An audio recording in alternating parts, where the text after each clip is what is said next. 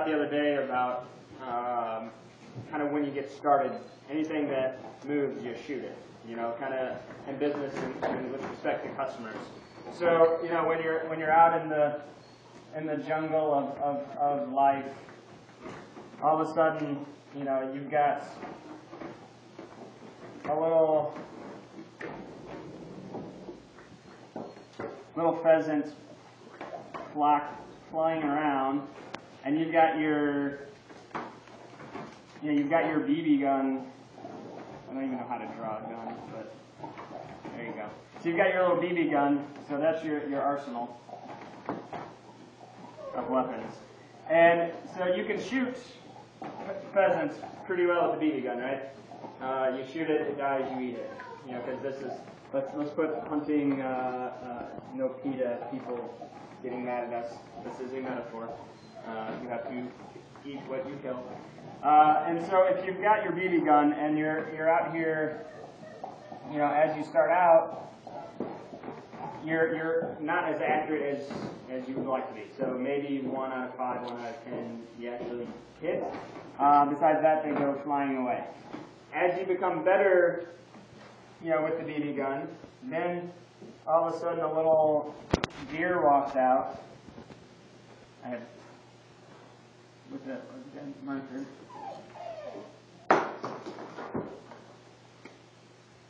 So you've got a deer that's a very happy deer. Because it can fly. Because he can fly. And so now you try to turn your BB gun on the deer. What happens? Nothing, right? It just runs away because you're like, I got this. I can kill pheasants all day long.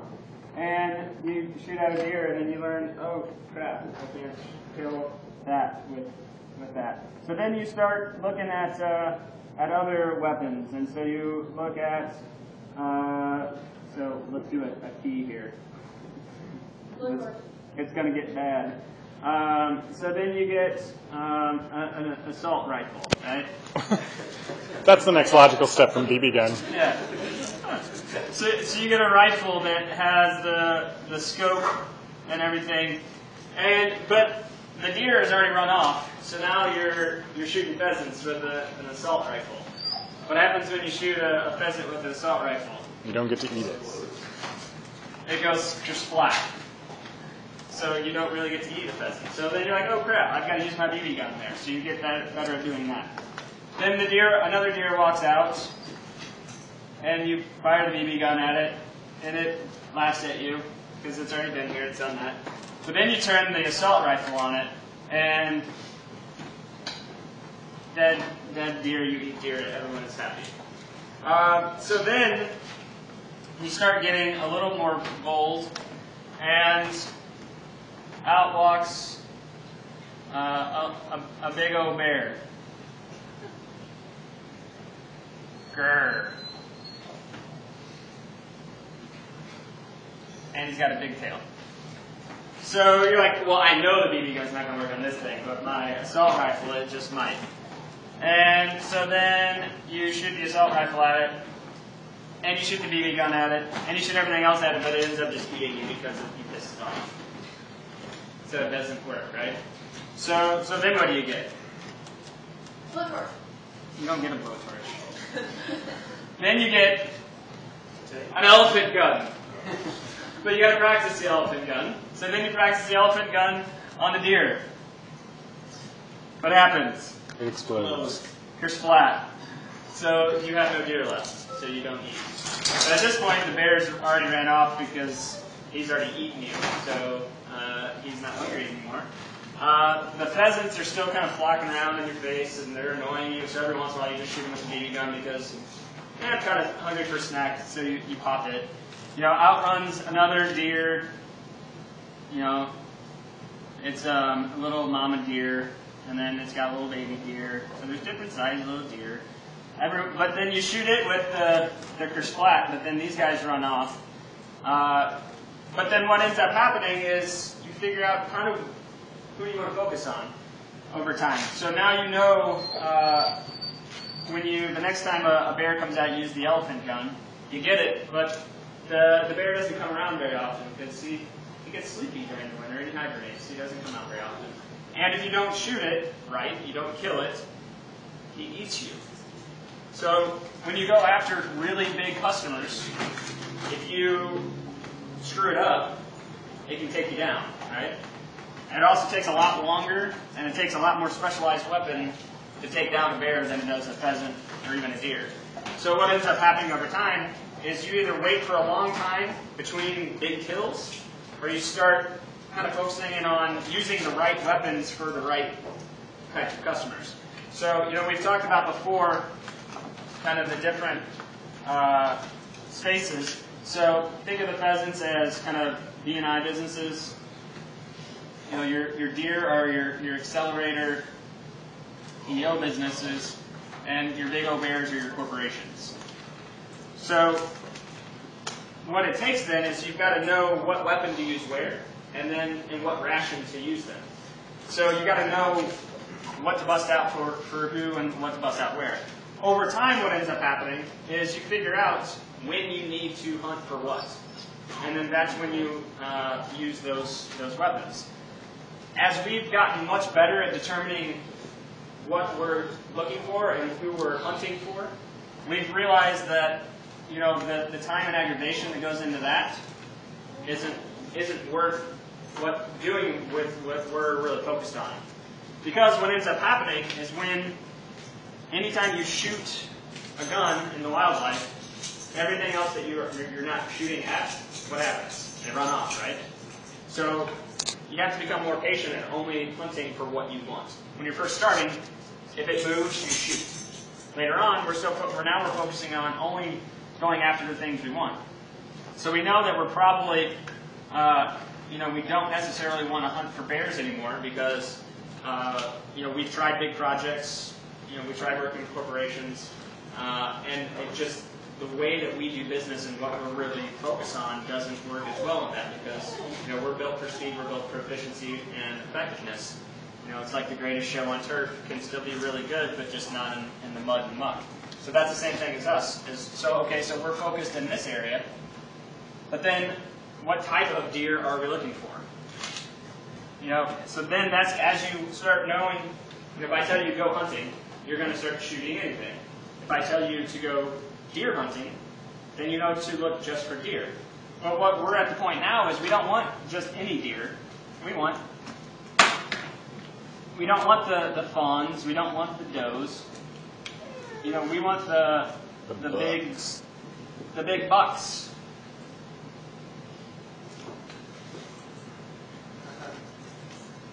I guess it's a whitetail, isn't it?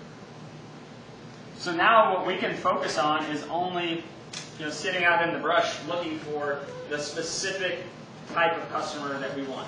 So we know that we're going to pass on little deer. We're going to pass on ones that aren't the right type of deer that we're looking for. So we're only looking for 12-point and above bucks. So in that instance, those are the kind of the $1 to $15 million companies. The one kind of the 250,000 to $1 million. Those are your smaller deer that we're not really focusing on getting anymore. So what that's allowed us to do is now we can really focus on just looking for the specific type of customer that we want. And what that allows us to do is get really, really good at using our semi-automatic assault rifle to take out deer, to take out just 12-point and above bucks. So what that's allowing us to do is now scout them out and know where they are. And don't they rub deer piss on them when they're hunting? So, but we know we're getting to know more of the little nuances about what this specific size deer, where they are, what they do, what they like, what they don't like, and that's allowing us to be much better at hunting and servicing those types of customers. And so that's why we keep kind of refining in on who we're focusing on, because now we can get much, much better. You can get handy with the steel, if you know what I mean, and really take out these types of specific customers we're looking for. And this is where that refinement that we've talked about with even talking about pre-screening them on mission, vision, and values. So that's the point of, not only do we want 12 point and above, we want 12 points with nice, I think it's symmetry and spread and stuff like that. So we get really particular about which deer antlers we want hanging on our wall, metaphorically speaking. How have you guys seen this? And maybe in the types of customers that we work with. What's an example of that? Part of our, like the new vetting process, that helps us, once we've already narrowed down that we're getting deer, it helps us just get the pretty ones, like the ones that we want to shoot. Have you seen it in other areas outside of even customers about being able to focus in on specific targets that allowed us to do things better? We don't waste time on RFPs. Yeah. Well, I was going to say we don't waste time on RFPs, but I think that the bear is on incorporating government as well. Because we've spent a lot of time and a lot of energy going after those big government projects, those big bears, and walk away with They end up just being a bear. Yeah, walk away with nothing. Until last week or 2 weeks ago, I guess we turned down our first government project they tried to bring to the table. Yeah. So as you guys, to make sure you know from the sales perspective, we've started, you know that we've been turning these down for a while now. We don't really take on the little projects. We've actually started turning down big projects that people want us to work on because it's not something that we can use our assault rifle on. Anything that we have to use an elephant gun on, we don't want it. Because it's not where we're skilled. We can snipe a deer from 500 yards away in the wind. But bears we don't have as much fun with because it's not where our business model is. Because we've built our business model right here. And we have limited ammo as well, so we need to focus where we're going to use that artillery. Yeah. Well, limited ammo comes back that we need to make sure that we're efficient and effective. We're not just spraying bullets all over the place. That we take measured shots like snipers. Another thing, another place that we've seen it is where? Think laser. Hiring? No. What does laser work on all day? WordPress, right? Pinterest. No, but when you think about WordPress, there's lots of different ways to do WordPress. You can do free templates. You can do wholly customized. You can do proprietary, and even bigger than that, you can do proprietary CMS. You can do Joomla. You can do Drupal. You can do HTML. But we want to focus on one type of language and do it really well. And so that's really what has allowed us to become much more efficient with our ammo, is because we know exactly what it takes to knock WordPress out of the park. Questions? Is there a chance that a 12-point buck doesn't walk out of the woods for a while? Like hunting season is this long. A lot of that comes down to, now that we know what we're looking for, we have to know where to look. So we spend more time. Before we spend time hunting everything, and now we spend time tracking. Yeah. So we're actually doing a lot more tracking of what we want. So in this case, say in St. Louis, we start to become saturated. So at that point, we've already started scouting out other fields and other places to look. What comes with the experience of focusing there is the fact that we know the type of conditions that they thrive in. So then no matter what area we go to, we're going to know where to look for and how to attract and then still use the same ammunition.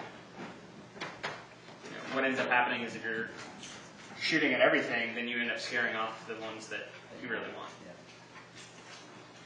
So sometimes you have to be disciplined and really focus in on only shooting the things that you really do want. Even though sometimes the doe walks out and it's going to be easy to take it out,